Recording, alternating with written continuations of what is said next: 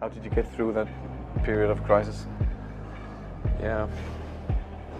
Can we just break for a second? Sure, of course. Yeah. Hey guys, it's Nick from Greatness Defined here.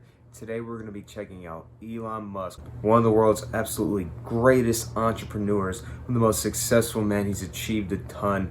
I'm a fan of Elon Musk. I know a lot of people don't like him, but if you clicked on this video, you're probably a fan. So he's going to be going over his difficulties that he faced starting up his companies, all the difficulties along the way. He's sharing his experience, how it affected him personally, mentally, how it impacted his life, and how he was able to overcome it and break through. So enjoy the video, guys. I hope you enjoy it, and I hope it was able to motivate you and inspire you. Peace out. I'm available 24/7 to help solve issues. Right. Call me 3 a.m. on a Sunday morning. I don't care. A cross-pollination of Thomas Edison and Tony Stark, Elon Musk. Were you a little naive when you thought I can easily build an electric car and a rocket? I didn't think it would be easy.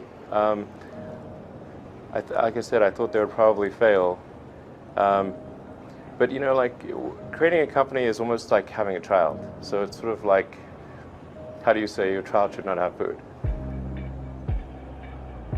So once you have the company, you have to feed it and nurse it, and take care of it, even if it ruins you.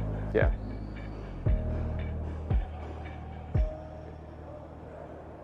But suppose there were some tough times in 2008, end of 2008. How did you get through that period of crisis? Yeah. Can we just break for a second? Sure, of course. Yeah. You want to wait a little while? Yeah, sure hope it was worth it. Sure hope so. Sure hope it was worth it. It's everything. And I was borrowing money from friends to pay the rent. Well, I mean, Tesla really faced a severe threat of death due to the Model 3 production ramp.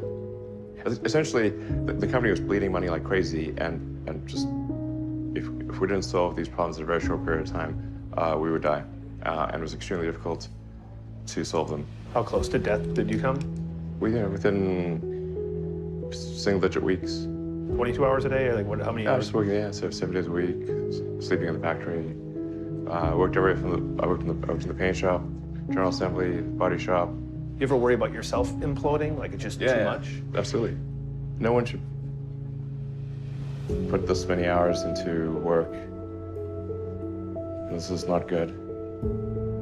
People should not work this hard. They should not do this. It's very painful. Painful in what sense? It hurts my brain and my heart. Where do you come up with your best ideas? Are you on vacation, or are you kind of just like in the middle of the night you wake up and start drawing things down? Or you know, sounds really cliche, but like the shower is probably like wake up and go to shower in the morning. And I think actually what's really happened is kind of stuff is percolated in the subconscious. Right. And it's not really occurring in the shower, but you're kind of getting the results of last night's, computation, basically. Right. Whatever area that you get into, given that, even if you're the best, there's always a chance of failure. So I think it's important that you really like whatever you're doing. If you don't like it, life is too short. I'd say, also if you like what you're doing, you think about it even when you're not working. I mean, it's something that your mind is drawn to, and if you don't like it, you just really can't make it work, I think. When you had that third failure in a row, did you think, I need to pack this in? Never. Why not? I don't ever give up. I mean, I'd have to be dead or completely incapacitated. Starting a business, I'd say, number one is have a high pain threshold. That's it. There's a friend of mine who's got a good saying, which is that starting a company is like eating glass and staring into the abyss. Okay, that's generally what happens, because when you first start a company, there's lots of optimism and things are great, and then so happiness at first is high. Then you encounter all sorts of issues, and happiness will steadily decline, and then you'll go through a whole world of hurt. And then eventually, if you succeed, and in most cases you will not succeed, and Tesla almost didn't succeed, came very close to failure. Then if you succeed, then after a long time, you will finally get back to happiness. I think too is you got to make sure that whatever you're doing is a great product or service. It has to be really great. And I go back to what I was saying earlier, where if you're a new company, I mean, unless it's like some new industry or new market that, if it's an untapped market, or then you have more ability to, the standard is lower for your product or service. But if you're entering anything where there's an existing marketplace against large entrenched competitors, then your product or service needs to be much better than theirs. It can't be a little bit better, because then you put yourself in the shoes of the consumer and they say, why would you buy it as a consumer? You're always going to buy the trusted brand unless there's a big difference. So a lot of times, entrepreneur will come up with something which is only slightly better. And it can't just be slightly better. It's got to be a lot better. Number 3, I'd say, is constantly seek criticism.